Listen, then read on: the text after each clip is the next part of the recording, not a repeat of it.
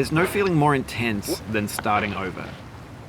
If you deleted your homework the day before it was due, as I have, or if you left your wallet at home and you have to go back after spending an hour in the commute. If you won some money at the casino and then put all your winnings on red but it came up black. If you got your best shirt dry cleaned before a wedding and then immediately dropped food on it. If you won an argument with a friend and then later discovered that they just returned to their original view. Starting over is harder than starting up. If you're not ready for that, like if you've already had a bad day, then what you're about to go through might be too much. Feel free to go away and come back. I'll be here. Alright, thanks for coming with me on this trip. I'll understand if you have to take a break at any point. Just find a safe place to stop and quit the game. And don't worry, I'll save your progress, always, even your mistakes.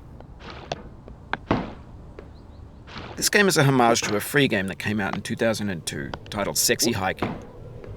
The author of that game was Jazzuo, a mysterious Czech designer who was known at the time as the father of B games. And B games are rough assemblages of found objects. Designers slap them together very quickly and freely, and they're often too rough and unfriendly to gain much of a following. They're built more for the joy of building them than as polished products. In a certain way, Sexy Hiking is the perfect embodiment of a B game. It's built almost entirely out of found and recycled parts, and it's one of the most unusual and unfriendly games of its time. In it, your task is simply to drag yourself up a mountain with a hammer. And that act of climbing, in the digital world or in real life, has certain essential properties that give the game its flavor. No amount of forward progress is guaranteed. Some cliffs are too sheer or too slippery. And the player is constantly, unremittingly in danger of falling and losing everything. Anyway, when you start Sexy Hiking, you're standing next to this dead tree that blocks the way to the entire rest of the game. It might take you an hour to get over that tree, and a lot of people never got past it. You prod and you poke at it, exploring the limits of your reach and your strength, trying to find a way up and over. And there's a sense of truth in that lack of compromise. Most obstacles in video game worlds are fake. You can be completely confident in your ability to get through them once you have the correct method or the correct equipment or just by spending enough time. In that sense, every pixelated obstacle in Sexy Hiking is real. The obstacles in Sexy Hiking are unyielding, and that makes the game uniquely frustrating. But I'm not sure Jazzuo intended to make a frustrating game. The frustration is just essential to the act of climbing, and it's authentic to the process of building a game about climbing. A funny thing happened to me as I was building this mountain.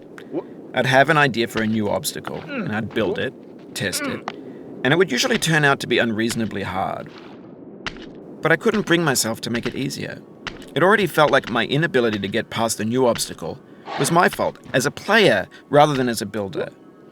Imaginary mountains build themselves from our efforts to climb them, and it's our repeated attempts to reach the summit that turns those mountains into something real. When you're building a video game world, you're building with ideas, and that can be like working with quickset cement. You mold your ideas into a certain shape that can be played with, and in the process of playing with them, they begin to harden and set until they're immutable, like rock. And at that point, you can't change the world. Not without breaking it into pieces and starting fresh with new ideas. For years now, people have been predicting that games would soon be made out of prefabricated objects, bought in a store and assembled into a world. And for the most part, that hasn't happened, because the objects in the stores are trash,